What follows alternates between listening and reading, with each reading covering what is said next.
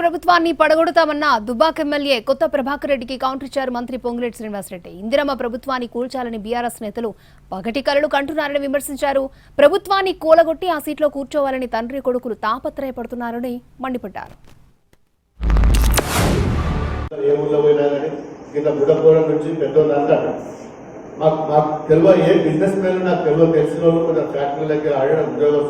అన్న ఏమైనా మాట్లాడుతున్నప్పుడు రాలేదు ఎందుకు అంటే ఈ గవర్నమెంట్ వశపొందలేదు అడగొట్టలేదు దండం పెడతాం పైసలు ఇస్తాం మీకు వస్తూ పైసలు ఇస్తామంటాం కొనుగోలు అవసరం అనుకుంటే ఎమ్మెల్యేలు కానీ ఉద్యోగం దీన్ని ఉత్సవ దరిద్రం ఇది దీన్ని మొత్తం కథపట్టిదని ఎంతో మంది అంటున్నారు. బిల్డర్స్ అంటారు, ఇండస్ట్రియలిస్టులు అంటారు, మీకు అత్యంతంగా పెట్టుకుంటారు. ఏ ఎమ్మెల్యేలు ఏం చేసుకుంటారో మీరు చేసుకోండి అనే కారణం వచ్చిందంటే మీరు అర్థం చేసుకోవాలి.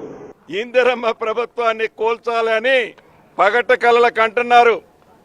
కొనండి, ఎంతమందిని కొంటారో మీరు, ఎంతమందిని మీరు బజారులో పశువులను కొన్నట్టు కొనాలని తాపత్రయంగా మీ నాయకుడు ఆదేశానుసారం కేసీఆర్ గారి ఆత్మ మాట్లాడిందో తప్పకుండా ప్రజలు గతంలో 2 సార్లు బుద్ధి చెప్పారు, భవిష్యత్తులో కూడా బుద్ధి చెబుతారు అని ఈ వేదిక ద్వారా వారికి చెబుతూ, కుట్ర ఏముంది, ఎప్పుడు గబక్కన ఈ ప్రభుత్వాన్ని కూలగొట్టి ఆ సీట్లో కూర్చోవాలని